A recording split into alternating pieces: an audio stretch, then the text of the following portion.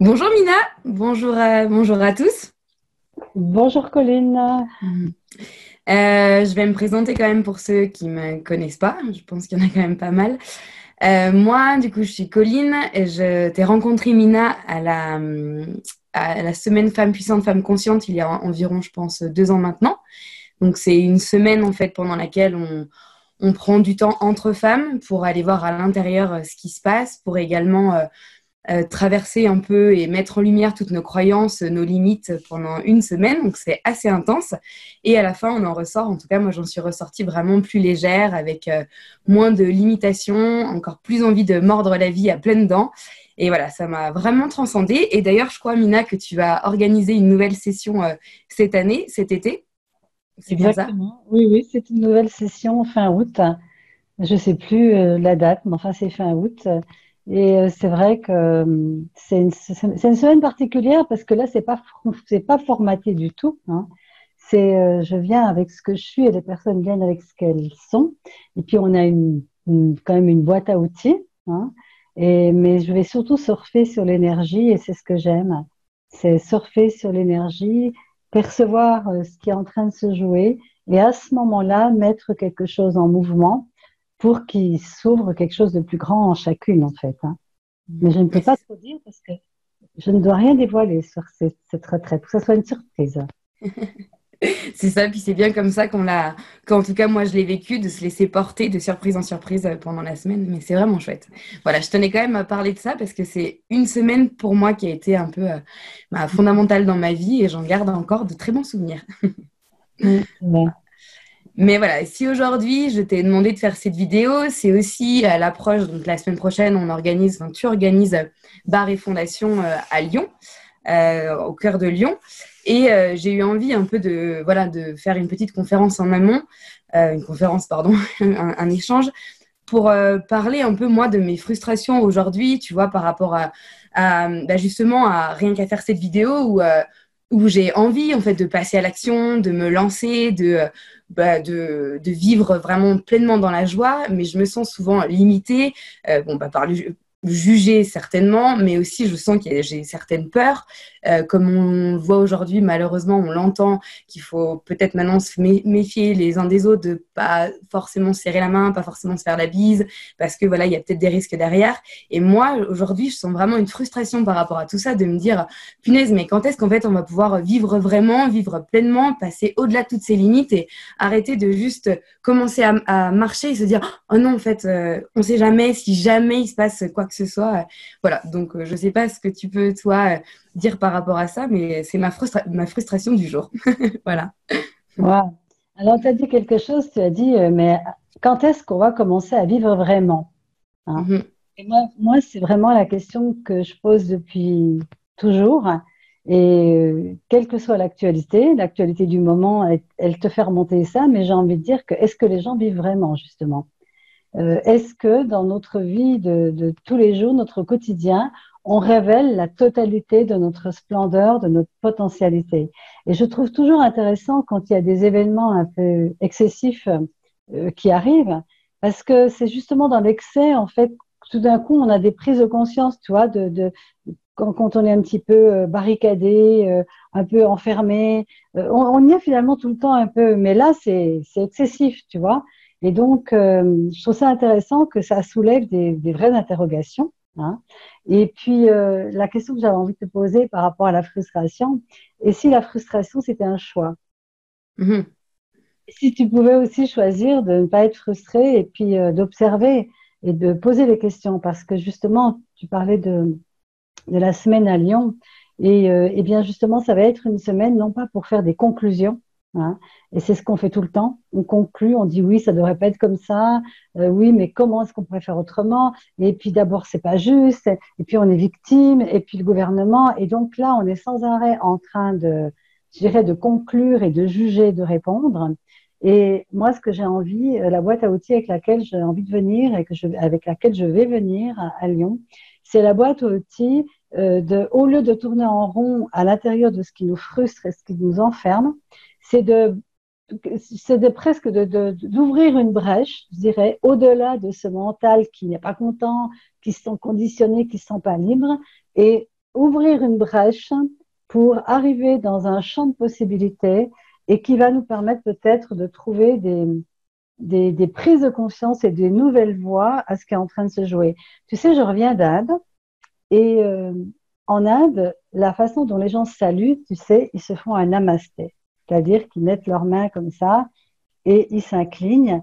Et j'aime beaucoup la symbolique, puisque ça veut dire, hein, en quelque sorte, le divin qui est en moi ou la conscience qui est en moi reconnaît et s'incline devant la conscience que tu es, qui est devant moi.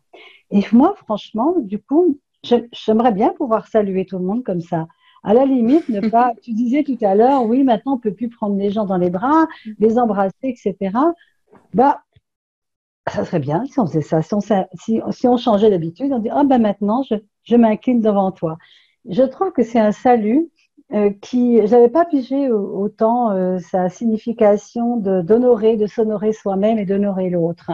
Et parfois, tu sais, quand on s'embrasse, qu'on se prend les bras, qu'on se donne la main, ben parfois, on fait même pas attention à ce qu'on fait, c'est complètement impersonnel. Donc, est-ce que ça doit nous manquer? Finalement, j'en sais rien. En tout cas, la question que j'ai envie de poser, quoi d'autre est possible? Qu'est-ce que, tu vois, quel est le cadeau caché derrière? Dans tous les événements, et si chaque fois qu'il nous arrive quelque chose, on pouvait poser cette question, quel est le cadeau caché derrière? Comment puis-je tourner cette situation à mon avantage? Et au lieu d'être en réaction, parce qu'en fait, c'est ça, c'est que dans la situation actuelle, être en réaction, bah ça durcit, ça te contrarie, ça, voilà. Qu'est-ce qu'on peut trouver, qu'est-ce qu'on pourrait imaginer, quelles questions pouvons-nous poser, hein, pour que on crée, qu'on génère quelque chose de nouveau et de différent, à la fois individuellement, mais aussi collectivement. Ça a l'air tellement facile comme ça. Ben, oui, mais en quelque sorte, c'est facile. Enfin, moi, je trouve que c'est beaucoup plus facile de. Bon, ça ne veut pas dire qu'il ne faut pas réagir aux choses. Un temps, on n'est pas devenus des saints. Oui, Tu on vois. reste humain hein, dans tous les cas. La première, parfois, il y a une première réaction qui arrive, émotion, bon, ben voilà.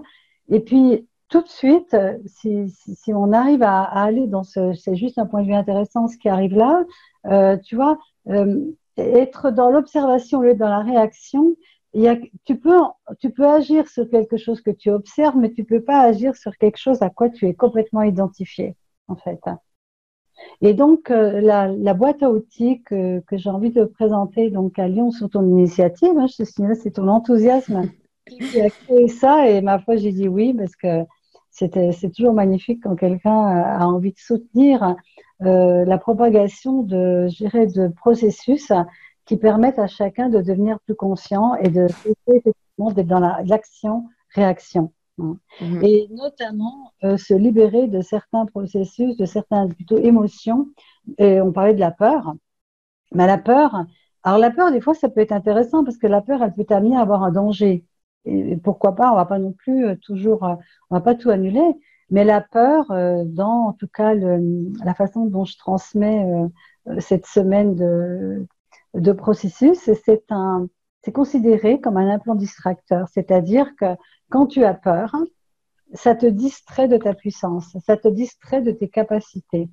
Quand une personne elle est envahie par la peur, elle a des actions des fois complètement bizarres, de surprotection, de fermeture, etc.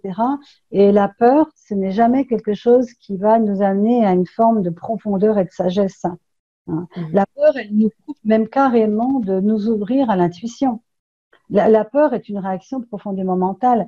Et puisque j'ai employé le mot d'implant distracteur, ce qu'on va voir aussi, c'est que nous avons beaucoup d'implants distracteurs qui mènent notre vie. Et pour en donner quelques-uns, ben, par exemple, le blâme, la honte, la culpabilité, les reproches, tout ça, ce sont des implants distracteurs, c'est-à-dire c'est vraiment des émotions carrément implantées en nous qui se, on pourrait dire qu'il y a une action-réaction. Dès qu'on nous dit quelque chose, hop, il y a l'implant distracteur qui s'active. Et en fait, nous avons tous intérêt à nous libérer de ça parce qu'il n'y en a pas un seul qui sert à quelque chose. La honte, le blâme, la culpabilité, ça nous, comment dire, ça nous rétrécit, ça nous fait tout petit, on n'ose pas se montrer. Enfin, je vois pas en quoi ça peut être intéressant. Et beaucoup de personnes vivent ça tout simplement parce que nous sommes dans un monde de jugement et dans un monde de tu dois et tu dois pas. Et donc, chaque fois qu'on nous a dit tu dois faire comme ci et comme ça et pas autrement, si par hasard, par malheur ou par je ne sais pas quoi, par chance, tu fais autrement, eh bien, tu vas sortir des rails de ce qu'on t'avait dit qui était bien. Hein, on est dans le bien, le bon, le mal, donc dans la façon de vivre en majorité dans cette société. Eh bien, dès que tu vas faire autre chose que ce qu'on t'a dit qui était bien que tu devais faire, d'une façon presque symptomatique, il y a une culpabilité qui va monter, surtout si c'est quelqu'un que tu jugeais important qui t'a dit qu'il fallait faire comme ça, surtout si c'est tes parents, si c'est ta mère, si c'est la religion et si c'est l'école. Et donc, on crée comme ça des inhibitions qui nous empêchent de révéler qui nous sommes vraiment. Et c'est ça, moi, c'est ça qui m'anime. C'est que quel que soit ce qui se passe en ce moment sur la planète et dans le monde, même dans des endroits les pires, il y a des gens qui arrivent à révéler la joie naturelle qu'ils sont, que nous sommes de naissance, on pourrait dire, et que nous avons étouffé, ou que nous avons étouffé, ou que nous nous sommes laissés étouffer, hein, par des mémoires aussi, hein, des mémoires de l'inconscient collectif. On porte en nous tellement d'histoires qui ne nous appartiennent pas, hein. Et donc, j'ai envie de dire que c'est un chemin vers la liberté. Et tu m'invites à venir proposer un chemin vers la liberté, l'audace d'être soi, l'audace d'être heureux, parce que c'est une audace, hein, de choisir d'être heureux. C'est vrai, ouais, ouais, c'est toujours aussi chouette de t'entendre parler. Mais c'est vrai que moi, parfois, quand vraiment j'ai peur, je me dis, OK, si j'ai vraiment peur, alors j'y vais. Parce que du coup, je me dis que c'est tellement, je suis tellement figée que, comme tu disais tout à l'heure, j'ai l'impression que derrière, il doit y avoir un cadeau immense pour que ça me terrifie autant. Et du coup, ben, je franchis le pas. Et souvent, ça fonctionne. Mais c'est vrai que, comme tu le dis, d'aller vers cette, enfin, voilà, d'aller vers la joie, de cette liberté. C'est pas évident, mais comme tu le dis aussi, ce sont que des points de vue. Et si on a envie de changer de réalité, on peut le faire en fait. Ça tient qu'à nous, ça c'est certain. Mais ouais, encore Ben, faut-il il le y a vouloir. Oui, et alors déjà, oui, déjà c'est un choix parce que il y a des fois des bénéfices secondaires aussi, tu sais, à râler, puis à dire, oh mon Dieu, je peux pas le faire, non, c'est trop dur. Enfin, ça permet aussi de rester petit et parfois les gens ont peur d'être grands parce que quand tu te mets à oser être, à oser aller dans la différence aussi, toi, de pas sombrer dans, par exemple, la psychose collective, ben tu es en train d'afficher une différence et tu sais très bien que quand les gens sont différents, souvent ils sont montrés du doigt, souvent ils sont jugés, ils sont critiqués parce que il y a quelque chose dans la conscience de l'humanité, enfin plutôt l'inconscience, je dirais, de l'humanité, qui fait que quand on a une façon de vivre différente, même si c'est une façon de vivre qui montre plutôt la paix, la joie, la sérénité, elle peut être montrée du doigt et jugée. Et c'est pour ça que je dis que c'est une audace et que même choisir d'être heureux, choisir de révéler vraiment la fleur que nous sommes et de la laisser fleurir au monde, c'est une forme de courage. Même si profondément, ceux qui font ça, on pourrait presque dire qu'ils vont te dire que non, ils ne sont pas courageux, mais qu'ils ne peuvent pas faire autrement. Parce que quand tu commences à pousser, tu ne peux plus revenir en arrière, tu vois. Voilà. Mais c'est quand même recevoir les jugements, c'est quelque chose que nous devons apprendre. Et c'est aussi, je vais passer beaucoup de temps à ça, parce qu'on ne peut pas empêcher les gens de juger ceux qui font pas la même chose, de juger ce qui est autrement. Et le souci avec les jugements, c'est pas les jugements en eux-mêmes, mais c'est de croire qu'ils sont vrais et puis de se réduire de se cacher pour ne plus être jugé. Donc, et si nous pouvions accueillir tous les jugements, si tu pouvais accueillir ta différence, tes points de vue différents que peut-être d'autres jugent, en reprenant ces jugements comme oh tiens oui bah oui c'est sa façon de voir, mais de ne jamais t'arrêter et de toujours continuer. Et si c'était ça en fait la clé d'un vrai changement dans ce monde, hein, de ne jamais se laisser arrêter par quiconque, hein, même pas par les virus. Oui, et moi, je terminerai en disant, mais qu'est-ce qu'on attend alors pour être heureux? Et exactement. Et être Et ça heureux, tombe bien. ça tombe bien. Ça tombe bien puisque c'est de ce dont je vais parler. C'est quand? Donc, mercredi 11 mars, c'est ça? Oui, c'est ça. À 20h. Et on pourra bien justement ouvrir une discussion autour de ça. Est-ce que le bonheur est possible dans des circonstances très difficiles ou horribles même? Voilà. Est-ce que le bonheur dépend de circonstances extérieures ou au contraire, il est à l'intérieur de nous, quel que soit ce qui arrive? Voilà, c'est des questions. Pour l'instant, j'y réponds pas. C'est juste des questions ouvertes. Et Juste pour donner envie. cette conférence, ce partage, bon, aura lieu à la suite, le soir à la suite de la première journée donc, de classe Access Bar, les doigts sur la tête, où on apprend à activer les points, puis à lâcher notre tête de ce fatras de mental, de pensée, d'émotions, de trauma, etc. Hein. De croyances, de limitations, et on Et en ça, passe. et ça sans effort, c'est vraiment possible pour tout le monde. L'objectif, c'est de devenir conscient, encore plus conscient. Parce que quand le mental tourne en rond tout le temps, on ne peut pas être conscient, on n'arrive pas à recevoir. On est plein, en fait. On est plein voilà, de fatras qui ne nous appartiennent pas. Donc, il faut viser tout ça d'abord. Voilà. Et puis, les Et 4 autres jours, ben, c'est fondation. Alors, ça, c'est la classe avancée. Après les bars, il faut avoir fait les bars. Et là, eh bien, c'est une palette incroyable où on va visiter tous les aspects de notre vie, les relations, la sexualité, l'argent, la famille, le travail, les entités. On va aussi explorer des processus au niveau du corps, parce que le corps contient beaucoup de blocages. Hein. Et donc, ces 4 jours, waouh, phénoménaux. Moi, j'en sors. Là, j'ai gagné mes 4 jours à Paris. J'ai absolument adoré. À chaque fois, c'est ça qui est extraordinaire, c'est qu'à chaque fois, ça me nourrit aussi. De la même façon que ça apporte des changements, des prises de conscience aux participants, je le vis aussi moi-même et je m'en lasse vraiment pas, quoi. Tu l'as fait mm, aussi, c'est vrai, ça? ouais, je l'ai fait. J'ai vraiment hâte de le refaire la semaine prochaine avec toi, en plus, pour la deuxième fois. Ouais, ouais, c'est sûr que pareil, je m'en rappelle, moi, après ces 4 jours, j'avais, je sais pas comment, trouvé la force d'arrêter mon CDI et de partir sur autre chose. Et je m'étais dit, mais d'où ça vient? Mais en fait, on n'a pas forcément besoin de savoir d'où ça vient. Mais en tout cas, après ces 4 jours, voilà, voilà, il y a des changements. Bah, Ben, ouais, ouais. Ben, ouais. tu lâches des peurs, justement, parce pendant les 4 jours, on lâche des peurs. Qu'est-ce qui te faisait euh, ne pas stopper quelque chose qui ne te convenait plus? Ben, la peur de l'inconnu. Hein.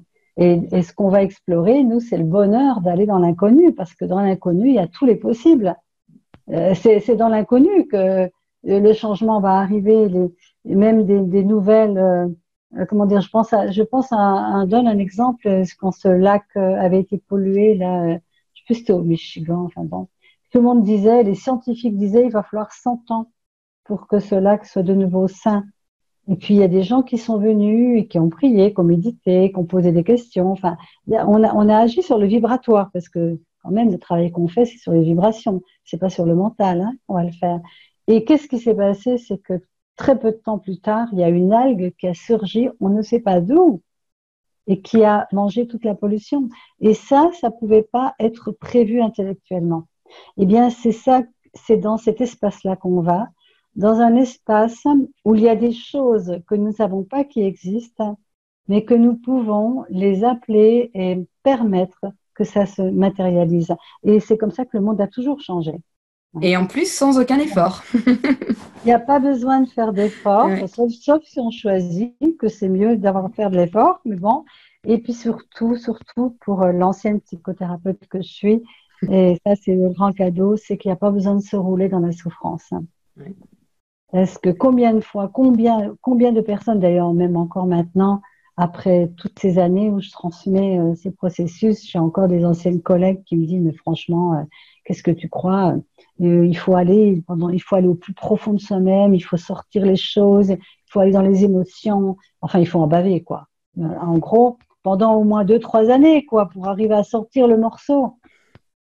Moi, je laisse les gens penser ce qu'ils pensent. Ce que je sais de mon expérience, c'est tant que tu agis, tant que tu vas regarder l'histoire, peut-être, oui, ça va prendre 10 ans ou 15 ans. Mais nous, on va pas regarder l'histoire. On va aller chercher la vibration, la racine vibratoire qui crée les histoires. C'est-à-dire qu'on va tirer en dessous. Et quand cette racine vibratoire disparaît, les histoires disparaissent toutes. Il n'y a même pas besoin d'aller les chercher les unes après les autres. Mais ça, tu vois, ça concerne les gens. Il y a des personnes, dès qu'elles entendent ça, elles disent, ah yes, c'est ça. Elles sont en raison. Comme moi, c'est ce qui s'est passé pour moi. Et les personnes qui sont sceptiques, c'est OK aussi. Moi, peut-être, il y a 30 ans, on m'aurait dit ça, j'aurais dit, non, mais oh, ça va pas. Moi, ce que je peux dire aujourd'hui, c'est que j'ai choisi que ma vie serait plus légère, plus facile, plus profonde en même temps aussi. Légère ne veut pas dire superficielle, hein. Et avec plus de possibilités. Et c'était ça que je savais au fond de moi qu'il était possible, hein. Mais il a peut-être fallu aussi que je passe par des choses difficiles. Donc c'est pour ça, il n'y a pas de jugement à avoir sur les personnes qui trouvent que c'est pas génial que ce soit facile, quoi. Et pourtant ça l'est. Pourtant ça l'est. C'est presque ça la difficulté. La difficulté serait presque ça, c'est d'arriver à croire que quand on souffre, quand on vit des choses dures, qu'il suffit peut-être de pas grand-chose pour en sortir. Eh bien moi je dis oui, c'est possible. Juste le choisir et vraiment avoir envie de changer ça. Parce qu'il y a quand même des bénéfices secondaires à la souffrance. Il faut le reconnaître, quoi. C'est tout. Et le moment où on lâche la souffrance, c'est quand les bénéfices secondaires, on en a marre aussi. Ça, c'est une possibilité. En tout cas, c'est une possibilité que j'offre la semaine prochaine déjà. Voilà. Et ouais, la semaine prochaine, ouais. Et Avec oui, du coup, voilà, ouais, il y a, donc juste pour le redire, la journée du 11, mercredi 11 mars, donc c'est la journée barre, le processus énergétique, et ensuite on enchaîne donc sur les 4 jours de fondation. Et en parallèle, le soir de la journée barre, il y a la super conférence. Qu'est-ce qu'on attend pour être heureux? Ça aussi, j'ai vraiment hâte de participer. Et voilà, donc ça va être assez intense et c'est chouette parce que c'est déjà dans quelques jours, même pas 5-6 jours, ouais. En tout cas, les personnes qui ont envie d'en savoir plus, on va mettre sous la vidéo mon site, la chaîne YouTube et puis toutes les infos là. Comme ça sera plus simple pour se retrouver. Et peut-être qu'on peut te contacter toi aussi. Ouais, et il y a mon contact sur, donc on a un événement Facebook et puis je pense que sous le lien de la vidéo, on mettra aussi nos contacts. Mais oui, on est deux organisés et on se réjouit déjà de vous avoir au téléphone.